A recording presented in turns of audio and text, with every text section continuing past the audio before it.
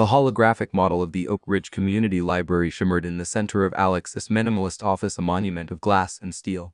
It was perfect, symmetrical, efficient, and according to the town hall meeting he'd just left, it was a soulless box. Alex, a wonderkind who had won the Pritzker Prize before he was 30, ran a hand through his hair in disbelief. How could these people not see the genius in its lines? He drove to the current library, a crumbling brick building that smelled of old paper and rain.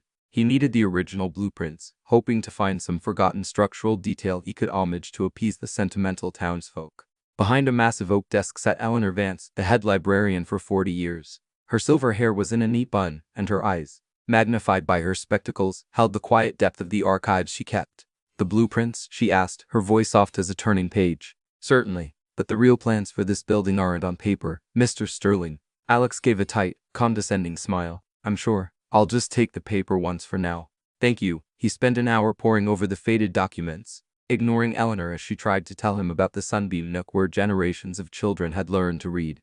Weeks passed. Alex submitted 3 new designs, each more technically advanced than the last. Each was met with colder reception. He was on the verge of quitting the project, his reputation on the line, when he found himself back at the library late one night, drawn by a single light burning in a basement window. He found Eleanor not with blueprints, but with boxes of old, yellowed library checkout cards and photo albums she didn't look up as he entered.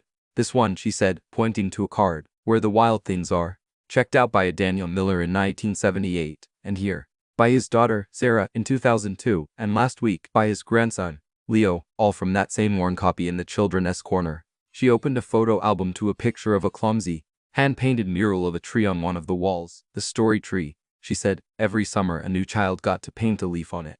It is not on any blueprint, but it is the heart of this building." She kept going, her voice weaving a narrative of first loves discovered in the poetry aisle, of quiet friendships forged in the history section, of lives changed between the shelves. She wasn't describing a building, she was describing a home. Alex looked at the holographic model still glowing on his tablet, a cold, beautiful, and utterly empty vessel. He finally understood. His design had no chapters, no story. It was a book with a stunning cover and blank pages. "Miss Vance," he said, his voice quiet with a humility he hadn't felt in years, "can you show me more?" He didn't touch his design software for a week. Instead, he sat with Eleanor in the archives. He listened. At the final town meeting, he didn't show a hologram. He showed a simple, hand-drawn sketch. The entrance opened into a grand, circular atrium built around a magnificent living tree, the story tree.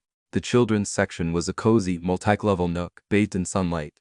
There were quiet corners for 2 chairs, not one. It was still modern, still brilliant, but it was alive with echoes of the past. "A building stores books," Alex told the silent crowd, "but a library stores our stories." He then turned and gestured to Eleanor, who stood beside him. "I had the blueprints, but my co-architect, Miss Vance, had the soul."